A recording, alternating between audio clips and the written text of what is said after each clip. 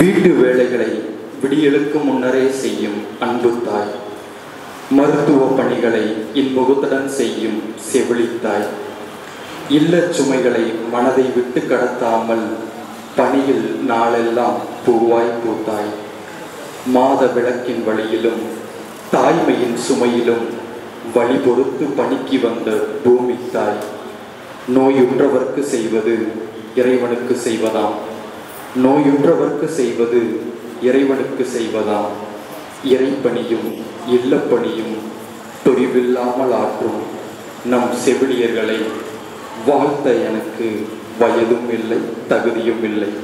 வணங்கி விடைபெறுகிறேன். நன்றி, வணக்கம். கவிதை எழுதும்போது அது எனக்கு தோணுது, அதனால் அது மட்டும் உங்களோட பகிர்ந்துக்க நான் ஆசைப்பட்றேன். ஆக்சுவலாக நர்சஸ் எல்லாருமே தன்னோட வழி பொறுத்து பணிக்கு வர்றாங்க. வீட்டில் எவ்வளோ பிரச்சனைகள் இருக்கலாம், உடல் ரீதியாக எவ்வளோ பிரச்சனைகள் இருக்கலாம், அதெல்லாம் பொறுத்துட்டு நமக்காக பேஷண்ட்டுக்கு முன்னாடி இன்முகத்தோடு எல்லாரும் முன்னாடி பணி செய்கிறாங்க. அப்படிங்கிறத சிந்திச்சுக்கிட்டு இருக்கும்போது எனக்கு ஒரு விவிலிய நிகழ்வு ஞாபகத்துக்கு வந்தது. இயேசு கிறிஸ்து மலை மேலே ஏறி எல்லாம் பிரசங்கள்லாம் பண்ணிக்கிட்டு இருக்கும்போது மக்கள் எல்லாம் ரொம்ப பசியாக இருந்தாங்களாம். அப்போ மக்களுக்கு என்ன உணவு கொடுக்கலாம்னு கேட்கும்போது ஒரு பையன்கிட்ட 5 அப்பமும் 2 மீன் துண்டு மட்டும்தான் இருந்துச்சு அப்படின்னாங்க. உடனே கடவுள் இயேசு அதை வாங்கி ஜெபம் பண்ணி அதை பழக பெருக செய்து சீடர்கள்ட்ட கொடுக்குறாரு. சீடர்கள்ட்ட கொடுத்து இது எல்லாத்தையும் போய் பரிமாறுங்க அப்படின்னு. ஆக்சுவலாக நாளெல்லாம் சீடர்களும் கூடயே இருந்தாங்க. அப்போ அவங்களுக்கும் கண்டிப்பாக பசி இருந்திருக்கும். அவங்களும் அந்த பசியோடு போய் மக்கள் எல்லாத்துக்கும் பரிமாறுறாங்க. அப்படி பரிமாறி முடிஞ்சதுக்கப்புறம் மீதம் இருக்கிறது எத்தனை கூட நிறையா எடுத்தாங்க? 12 கூட நிறையா எடுத்தாங்க. மொத்தம் எத்தனை சீடர்கள்? 12 சீடர்கள். அப்போ தன்னுடைய வழி பொறுத்து, தன்னுடைய பசி பொறுத்து மற்றவர்களுக்கு பணி செய்யும் போது கடவுள் கை நிறைய கைமாறு தருவார். தொடர்ந்து நம்மளை ஆசீர்வதிப்பார்னு தொடர்ந்து பயணிப்போம். நன்றி, வணக்கம். உழைப்பாளர் தினம் மே மாதம் முதல் நாள் அன்று உலகம் முழுவதும் கொண்டாடப்படுகிறது.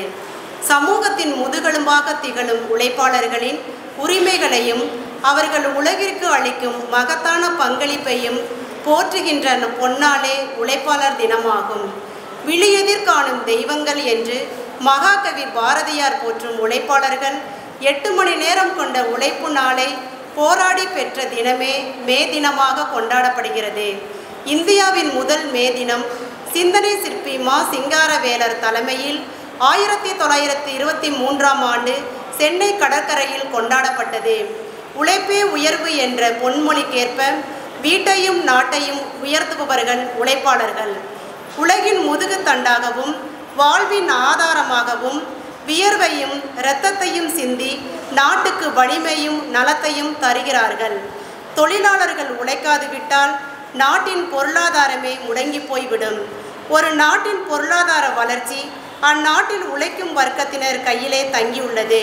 ஆகவே தொழிலாளர்களுக்குரிய ஊதியம், தொழிலாளர்களின் நலன்கள் மற்றும் ஓய்வூதியம் போன்றவற்றில் அரசாங்கம் கவனமாக செயல்பட வேண்டும்.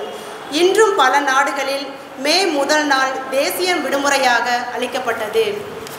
தொழிலாளர்களும் அவர்களது பங்களிப்பும் தான் இப்பூ உலகின் இயக்கத்தை நின்றுவிடாமல் சுழல வைக்கிறது.